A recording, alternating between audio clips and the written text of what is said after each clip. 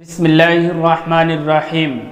انگریزوں کے خلاف سب سے پہلے جہاد کا فتویٰ دینے والے مجاہد آزادی شاہ عبدالعزیز محدث دہلوی رحمۃ اللہ علیہ 1746 عیسوی کو شاہ ولی اللہ محدث دہلوی کے یہاں دہلی میں پیدا ہوئے۔ شروع کی تعلیم اپنے والد کے ممتاز شاگرد خواجہ امین اور مولانا عاشق پھلتی سے حاصل کی۔ اس کے بعد اپنے آبائی مدرسہ رحیمیہ میں ایڈمیشن لیا اور اپنے والد ہی کے پاس حدیث کی اکثر کتابیں پڑھی۔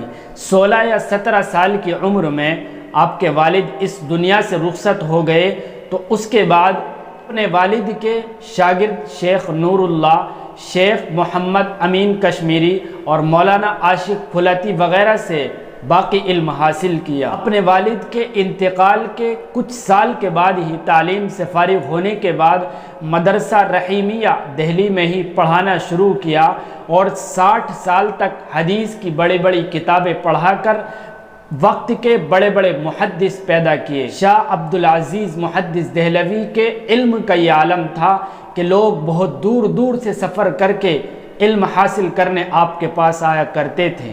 آپ کو بتلا دیں کہ شاہ عبدالعزیز محدث دہلوی کا وہ زمانہ تھا کہ جس زمانے میں دین و سنت کی دیواریں گر رہی تھی اور نئے نئے فتنے جنم لے رہے تھے۔ ایسے نازک وقت میں آپ نے درس و تدریس، واعظ و نصیحت اور فتووں کے ذریعے دین حق کی جو مدد فرمائی، بڑھتے فتنوں کو جس ہمت و جرأت کے ساتھ روکا اور لوگوں کی اصلاح کے لیے کوششیں کی، یقیناً وہ آپ کے اہم کارنامے ہیں۔ یاد رکھنا چاہیے کہ شاہ ولی اللہ محدث دہلوی کے بعد شاہ عبدالعزیز محدث دہلوی کے زمانے میں دہلی کے حالات بہت زیادہ بگڑ گئے تھے۔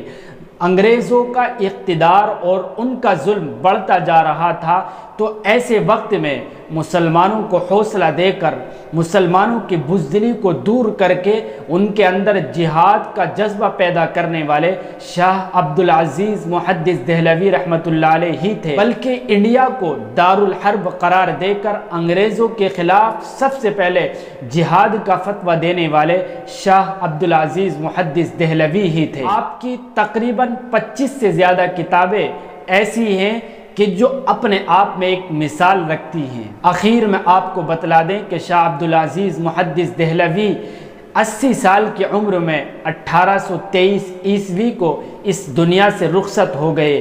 آپ کو یاد ہونا چاہیے کہ شاہ عبدالعزیز محدث دہلوی کی نماز جنازہ تقریباً 55 مرتبہ پڑھی گئی۔